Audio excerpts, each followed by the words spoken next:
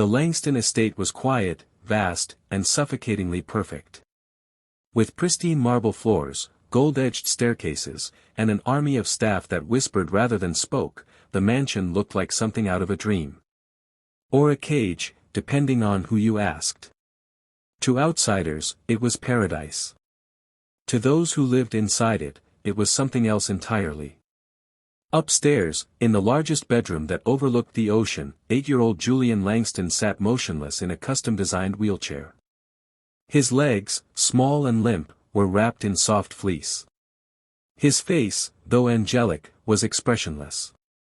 Pale blue eyes stared at the open window, where seagulls danced freely in the wind. A slight breeze moved through the curtains, but Julian didn't react. He never did. Doctors had told the Langstons that Julian would never walk. Ever. It wasn't just a prognosis, it was a fact delivered by the best specialists money could buy.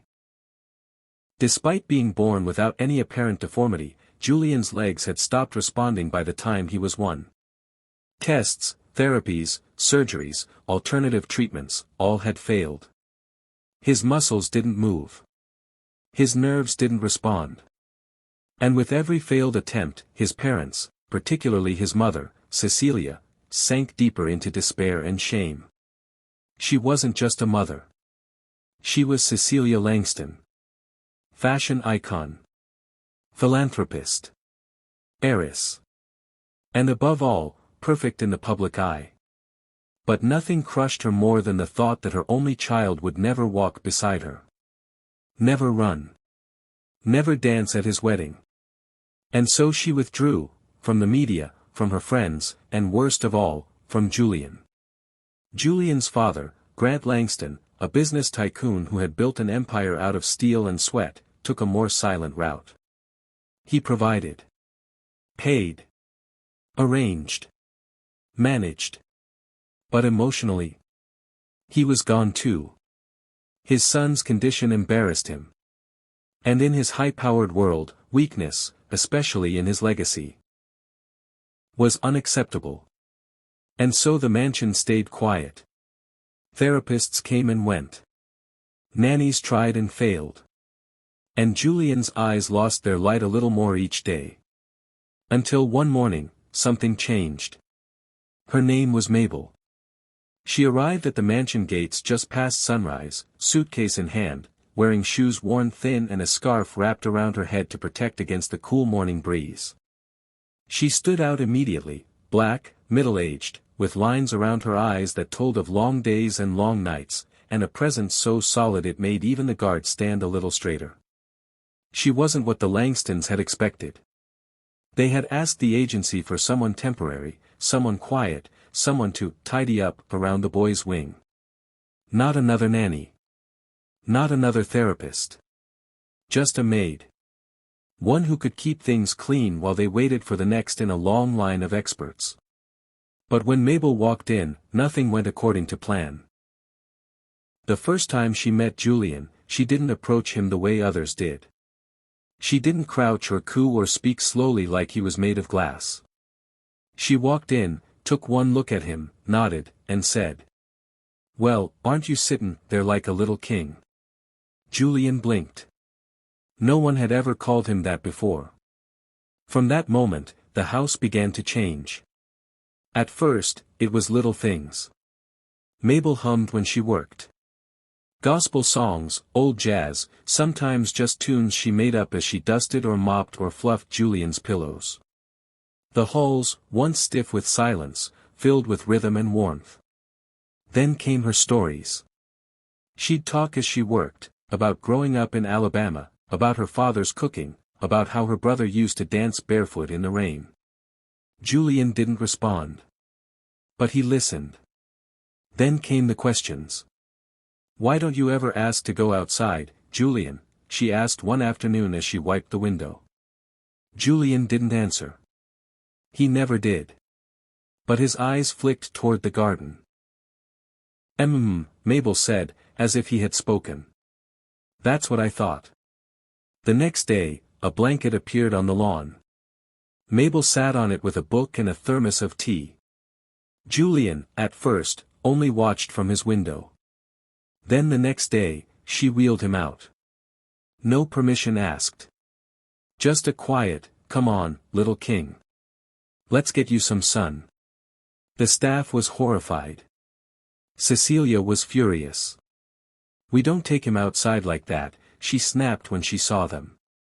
Mabel didn't flinch. "Why not? It's not safe. He's not a flower. He's a boy." But what shocked everyone most was that Julian didn't cry. In fact, he smiled. For the first time in nearly a year, he smiled. That night, Mabel sat beside his bed. "You like it out there, huh?" He nodded. "Well, we'll go again. Every day if you want." Julian's lips moved. "Just a little." "What's that?" "Thank you." She pretended not to wipe a tear from her eye. Days turned into weeks. Mabel didn't push him with exercises or therapies. Instead, she played music and told stories and treated him like any other child. She made him laugh. She made him curious. She gave him choices. And slowly, something began to shift. One morning, while she was folding his shirts, Julian looked down at his feet. "Mabel," he said. "Yes, baby. Do you think I could feel them one day?" She turned and looked at him, long and deep. "I believe in things that doctors don't. But everyone says. I ain't everyone.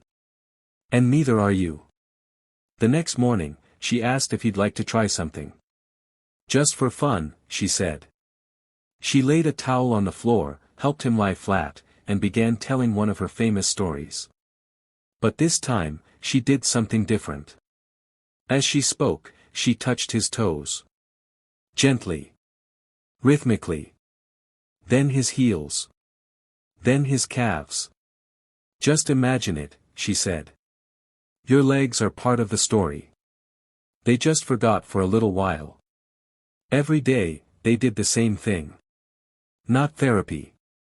Not science. Just touch, story, love, and belief.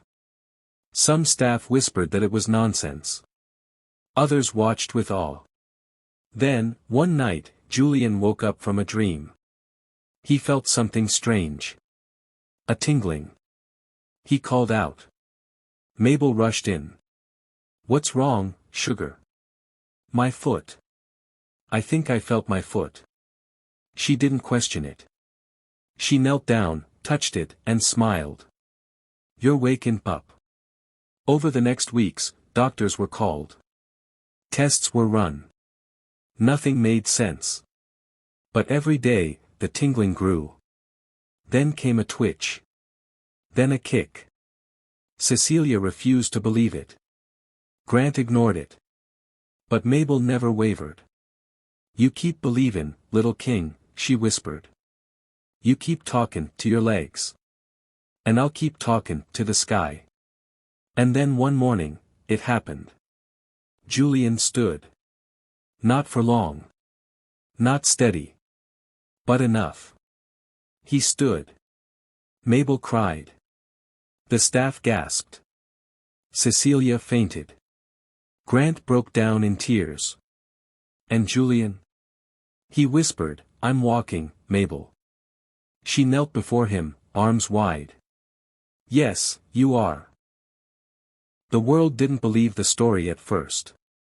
Doctors scrambled to explain. Therapists reevaluated. But deep inside, everyone knew the truth. It wasn't medicine that did it.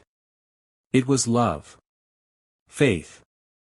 And the hands of a woman who saw not a crippled boy, but a little king. Today, Julian Langston runs marathons.